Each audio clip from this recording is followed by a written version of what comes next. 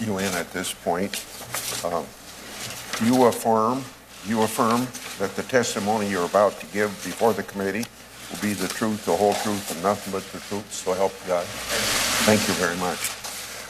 As the old saying goes, for somebody as famous as you don't need any introduction, so I'm going to just introduce you as Director of the Federal Bureau of Investigation. But to once again, thank you for being here today, and we look forward to your testimony and answer to our questions. You may begin. Great. Thank you, Mr. Chairman. Senator Feinstein, members of the committee, thank you for having this annual oversight hearing about the FBI. I know that sounds a little bit like someone saying they're looking forward to going to the dentist, but I really do mean it. I think oversight of the FBI of all parts of government, but especially the one I'm lucky enough to lead, is essential. I think it was John Adams who wrote to Thomas Jefferson that power always thinks it has a great soul. The way you guard against that is having people ask hard questions, ask good questions, and demand straightforward answers. And I promise you I will do my absolute best to give you that kind of answer today. I also appreciate the conversation I know we're going to have today and over the next few months about reauthorizing Section 702 of the Foreign Intelligence Surveillance Act that you mentioned, Mr. Chairman. This is a tool that is essential to the safety of this country. I did not say the same thing about the collection of telephone dialing information by the NSA. I think that's a useful tool. 702 is an essential tool, and if it goes away, we will be less safe as a country. And I mean that, and we'll be happy to talk more about that. Thank you for engaging on that so we can tell the American people why this matters so much and why we can't let it go away. As you know, the magic of the FBI that you oversee is its people. And we talk, as we should, a lot about our counterterrorism work, about our counterintelligence work, and I'm sure we'll talk about that today. But I thought I would just give you some idea of the work that's being done by those people all over the country, all over the world, every day, every night, all the time. And I pulled 3 cases that happened and were finished in the last month just to illustrate it. The first was something I know that you followed closely, the plague of threats against Jewish community centers that this country experienced in the first few months of this year. Children frightened, old people frightened, terrifying threats of bombs at Jewish institutions, especially the Jewish community centers. The entire FBI surged in response to that threat, working across all programs, all divisions, our technical wizards, using our vital international presence, and using our partnerships, especially with the Israeli National Police. We made that case, and the Israelis locked up the person behind those threats and stopped that terrifying plague against the Jewish community centers. Second case I wanted to mention is, all of you know what a botnet is. These are the zombie armies of computers that have been taken over by criminals, lashed together in order to do tremendous harm to innocent people. Last month, the FBI, working with our partners with the Spanish National Police, took down a botnet called the Kelios botnet and locked up the Russian hacker behind that botnet, who made a mistake that Russian criminals sometimes make of leaving Russia and visiting the beautiful city of Barcelona. And he's now in jail in Spain. And the good people's computers who had been lashed to that zombie army have now been freed from it and are no longer part of a huge criminal enterprise. And the last one I'll mention is, this past week, for the first time since Congress passed a statute making it a crime in the United States to engage in female genital mutilation, to mutilate little girls. It's been a felony in the United States since 1996. We made the first case last week against doctors in Michigan for doing this terrifying thing to young girls all across the country. With our partners in the Department of Homeland Security, we brought a case against 2 doctors for doing this to children. This is among the most important work we do, protecting kids especially, and it was done by great work that you don't hear about a whole lot all across the country by the FBI. It is the honor of my life. I know you look at me like I'm crazy for saying this about this job. I love this work. I love this job. And I love it because of the mission and the people I get to work with. Some of whose work I just illustrated by pulling those 3 cases from last month, but it goes on all the time, all around the country, and we're safer for it. I love representing these people, speaking on their behalf, and I look forward to your questions today. Thank you, Mr. Chairman. And thank you for your opening statement. I'm going to start out probably with a couple subjects you wish I didn't bring up, and then a third one that I think everybody needs to hear your opinion on a policy issue. It is frustrating when the FBI refuses to answer this committee's questions, but leaks relevant information to the media. In other words, they don't talk to us, but somebody talks to the media. Director Comey, have you ever been an anonymous source in news reports about matters relating to the Trump investigation or the Clinton investigation? Never. Question 2 on relatively related. Have you ever authorized someone else at the FBI to be an anonymous source in news reports about the Trump investigation or the Clinton investigation? No. Has any classified information relating to President Trump or his associates been declassified and shared with the media? Not to my knowledge.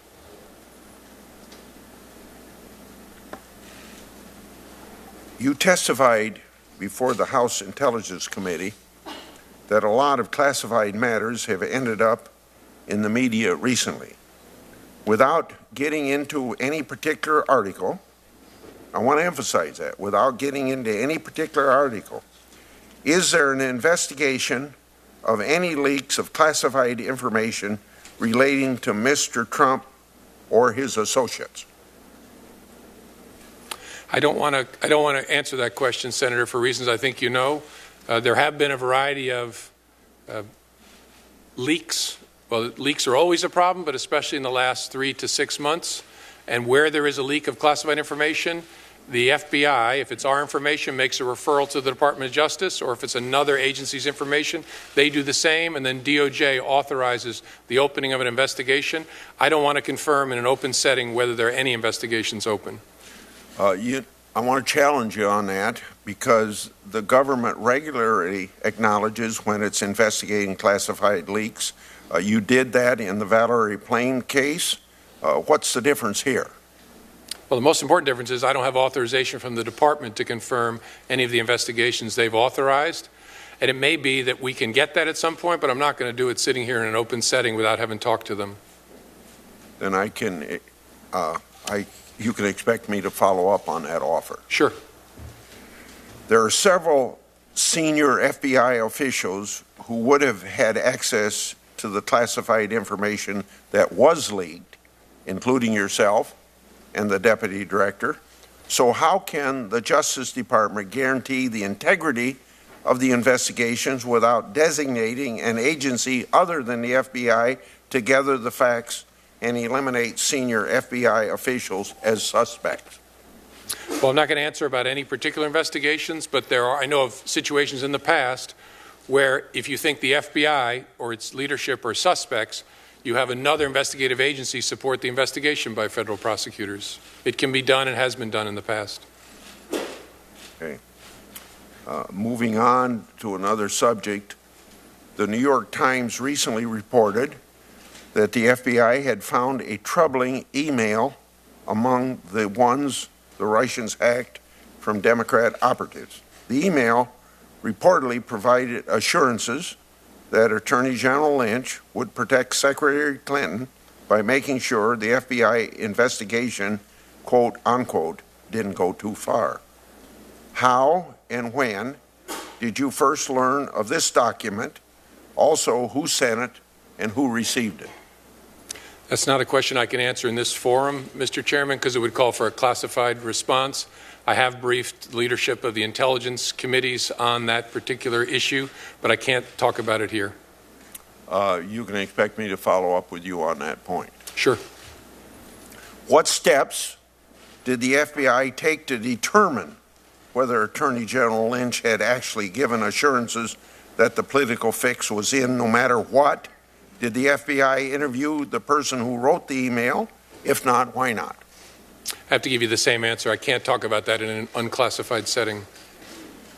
Okay, then you can expect me to follow up on that. I asked the FBI to provide this email to the committee before today's hearing. Why haven't you done so? And will you provide it by the end of this week? Again, to react to that, I have to give a classified answer, and I can't give it sitting here. So that means you can't give me the email? I'm not confirming there was an email, sir. I can't. The subject is classified, and in an appropriate forum, I'd be happy to brief you on it, Okay. but I can't do it in an open hearing. I assume that other members of the committee could have access to that briefing if they want it. I want to talk about going dark. Director Comey, a few years ago, you testified before the committee about going dark problem and the inability of law enforcement to access encrypted data despite the existence of a lawfully issued court order. You continue to raise this issue in your public speeches, most recently Boston College.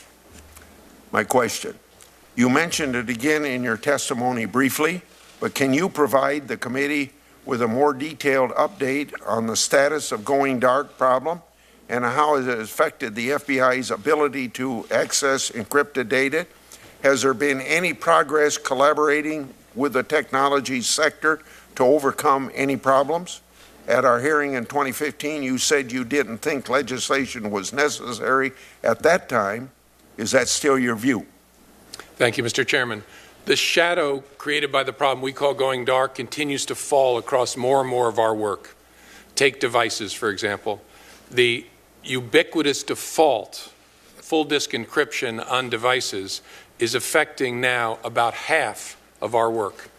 First 6 months of this fiscal year, FBI examiners were presented with over 6,000 devices for which we had lawful authority, search warrant or court order to open. And in 46% of those cases, we could not open those devices with any technique. That means half of the devices that we encounter in terrorism cases, in counterintelligence cases, in gang cases, in child pornography cases, cannot be opened with any technique. That is a big problem. And so the shadow continues to fall. I'm determined to continue to make sure the American people and Congress know about it. I know this is important to the President and the new Attorney General. I don't know yet how the new administration intends to approach it, but it's something we have to talk about because, like you, I care a lot about privacy. I also care an awful lot about public safety, and there continues to be a huge collision between those two things we care about. So I look forward to continuing that conversation, Mr. Chairman.